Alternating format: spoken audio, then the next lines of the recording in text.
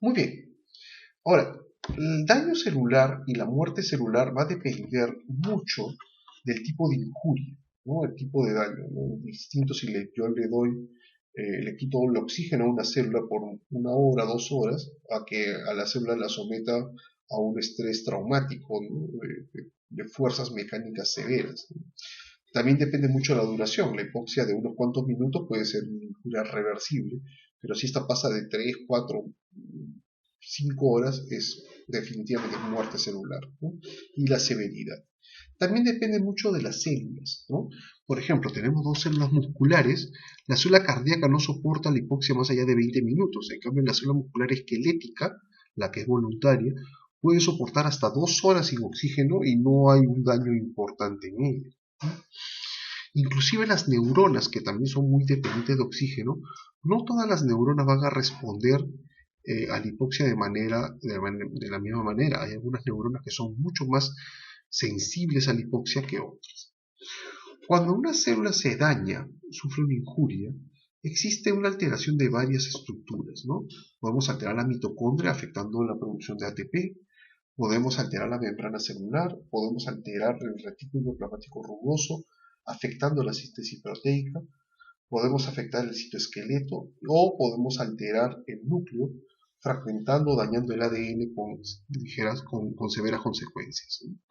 Entonces, aquí tenemos los mecanismos de daño celular, ¿no? En la cual tenemos 6 formas, ¿no? Distintas de cómo producir muerte celular, ¿no? Es las reglas de las 6 formas como matar una célula. Podemos alterar su ATP, podemos dañar a la mitocondria, vea que las dos primeras están muy relacionadas, ya que la gran cantidad de ATP se produce en la mitocondria. Podemos meter calcio a la célula, ¿no? Cuando nosotros metemos calcio a la célula está condenada a morir. Por eso que el calcio no puede aumentar dentro del citoplasma celular. La otra es producir gran cantidad de radicales libres, ¿no? Y la célula no va a poder eliminarlos, ¿no? La otra es alterar la membrana, ¿no? Sobre todo la membrana celular.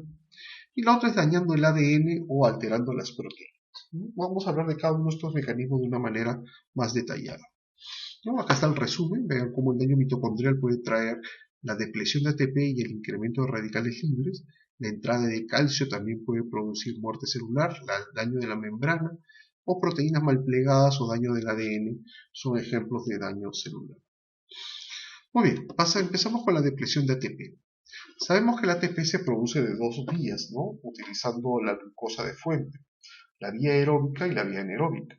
Por vía anaeróbica, por cada molécula de glucosa se generan 2 ATPs netos, pero por la vía aeróbica, que involucra a las mitocondrias, podemos producir entre 36 a 38 moléculas de ATP por cada molécula de glucosa.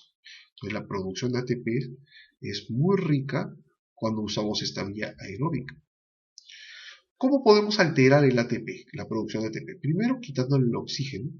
¿De acuerdo? Si no hay oxígeno, no hay quien reciba los electrones en la cadena de fosforilación oxidativa y por lo tanto no generamos ATP. Podemos dañar la mitocondria directamente, ¿no? Acuérdense que es el sitio fundamental donde se producen ATPs, o podemos ingresar toxinas o venenos que dañen a este proceso de fosforilación. Un ejemplo muy conocido es el cianuro. El cianuro es un veneno porque bloquea a un citocromo que interrumpe la cadena transportadora de electrones y no generamos más ATP. Vean que solamente disminuir en la célula un 5 al 10% de su ATP normal ya tiene efectos críticos sobre la célula, ¿no? La pasa bastante mal solamente disminuyendo un 5 o un 10% de sus ATPs.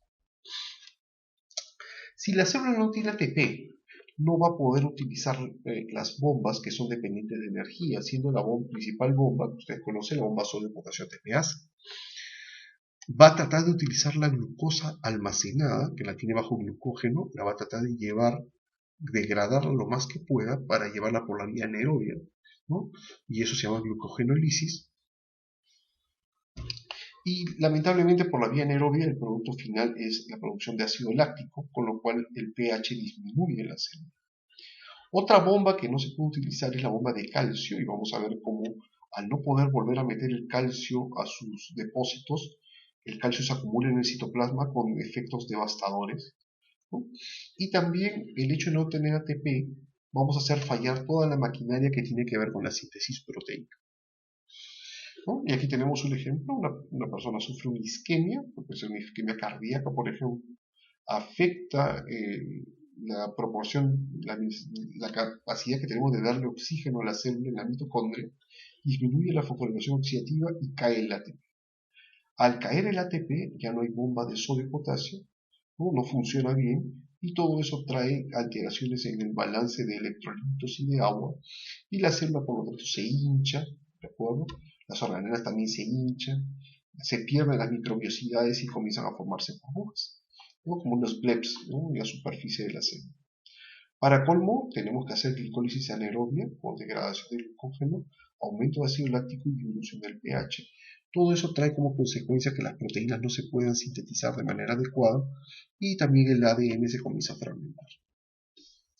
La otra forma es dañando la mitocondria, ¿no? ¿Cómo podemos dañar a la mitocondria? Incrementando el calcio dentro de la célula, generando radicales libres o obviamente la deficiencia de oxígeno, ¿no? Y hemos visto que la alteración de la fosforilación oxidativa produce depresión de ATP y por otro lado genera una gran cantidad de radicales libres a base de oxígeno.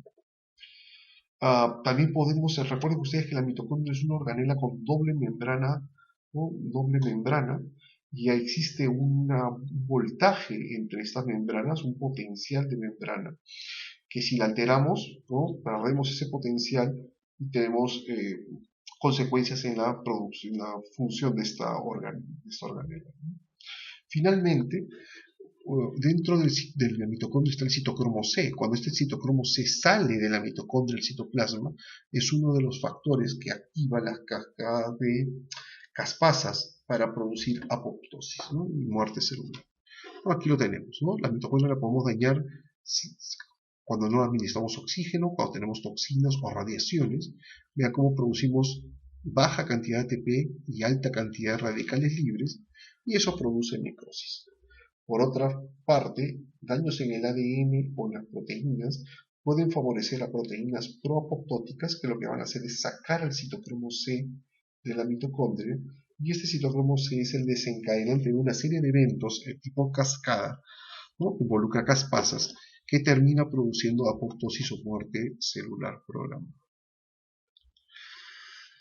La tercera forma es el ingreso de calcio a la célula, ¿no? Ya hemos dicho, el calcio dentro de la célula, en el citosol, tiene que estar en muy bajas concentraciones. De hecho, la diferencia entre el calcio sérico y el calcio citoplasmático es de 10.000 veces a 1. ¿De acuerdo? ¿Qué es lo que ocurre si el calcio aumenta en el citoplasma? Este calcio en el citoplasma es capaz de activar varias proteínas, muchas de ellas son enzimas. Es decir, activa fosfolipasas que, como sabemos, van a dañar los fosfolípidos de la membrana, activa una serie de proteasas dañando al citoesqueleto, por ejemplo, activa endonucleasas dañando al ADN y activa TPasas dañando a las bombas que dependen de esta enzima. Para colmo, el calcio también es capaz de activar caspasas y aumentar la permeabilidad mitocondrial, permitiendo la salida de citocromo C y activando la vía de muerte por apoptosis, ¿no? Entonces aquí tenemos que el calcio tiene que estar o fuera de la célula, o si está dentro de la célula, o está dentro de la mitocondria, o está dentro del retículo plasmático. El calcio fuera de estos tres sitios, cuando aumenta en el citosol, es donde ocurren estos efectos devastadores, ¿no? Que acabo de explicar, con activación de una serie de enzimas como fosfolipasas, proteasas, endonucleasas y ATPasas, que son responsables al final de la muerte de la célula. La cuarta forma es acumular radicales libres. Ya hemos visto, o ya ustedes deben saber, que un radical libre es una molécula que tiene un electrón desapareado en su orbital más externo. Y está como loco, está ávido de buscar otra molécula que le pueda proporcionar el electrón que le falta para que su último orbital esté completo, ¿no? Los radicales libres son necesarios, son productos normales en el metabolismo celular, pero así como se producen los radicales libres, hay toda una maquinaria para degradar estos radicales libres. Un radical libre en la célula es capaz de dañar el ADN, los lípidos y las proteínas, Y la muerte, sobre todo por ADN, casi siempre conlleva muerte por apoptosis. ¿En qué situaciones vamos a encontrar radicales libres o un exceso de radicales libres? En algunas situaciones clínicas como es isquemia por reperfusión, ¿no? Isquemia o el fenómeno de isquemia reperfusión, la injuria química, radiación, toxicidad por oxígeno, como mencioné, los niños prematuros que le daban oxígeno al 100%. En el proceso de envejecimiento tenemos también exceso de radicales libres, y ni que decirlo en la inflamación, que debe ser la forma clínica más común de generar radicales libres. Ahora, el daño por radicales libres depende de dos cosas. Depende de cuántos radicales libres produzcamos en velocidad, ¿no? Qué tan rápido los producimos y qué tan rápido los eliminamos. Los radicales libres los podemos obtener de dos formas, ¿no? De reacciones de óxido-reducción que ocurren en la mitocondria como fenómenos normales, pero también los podemos encontrar como productos de los neutrófilos y los macrófagos, ¿no? Estas células pueden producir distintos radicales libres, como es el hipoclorito, utilizando esta enzima que es la mieloperoxidasa, que está presente en los neutrófilos, o el peroxinitrito, que es a partir del óxido nítrico que lo encontramos en otras células fagocíticas. Bien, acá tenemos, ¿no?, cómo se produce el peroxinitrito, ¿no?, y el ácido hipoclorito a partir de productos dentro de la mitocondria, ¿no?, como radicales libres normales, ¿no?, conocidos. Ahora, ¿cómo podemos aumentar la producción de radicales libres? Los radicales libres se pueden aumentar, muchos de ellos en situaciones patológicas, cuando la célula absorbe demasiada energía ionizante que viene de la radiación. Ejemplo de energía ionizante, la luz ultravioleta, eso es importante para las células de la piel, o la exposición de las células a rayos X o rayos gamma, ¿no? Todas estas puedan generar radicales libres, ¿no?, porque son ondas del espectro electromagnético con alta capacidad de energía. De ahí tenemos metabolismo de sustancias químicas exógenas, como ciertos venenos como el tetracloruro de carbono. El tetracloruro de carbono es un carbono unido a 4 cloros, ¿no?, y cuando se metabolizan en el hígado generan gran cantidad de radicales libres, ¿no?, y generalmente producen la muerte del hígado, de los hepatocitos, y la muerte de la persona también.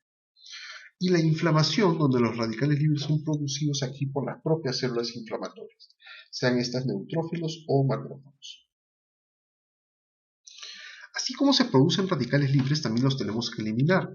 Existen una serie de enzimas que son capaces de degradar a estos radicales libres, y son algunas muy específicas. Por ejemplo, la superóxido dismutasa se encarga de degradar al ion superóxido. La glutatión peroxidasa se encargan de inhabilitar radicales libres como el hidroxilo, y la catalasa es otra enzima que degrada el peróxido, ¿no? Entonces son enzimas muy específicas para radicales libres muy puntuales. Tenemos otros tipos de moléculas que pueden ser capaces de neutralizar radicales libres, como son antioxidantes endógenos y exógenos. Aquí incluimos una serie de vitaminas como la E, la A, la C y el beta-caroteno, y algunos metales como el hierro y el cobre.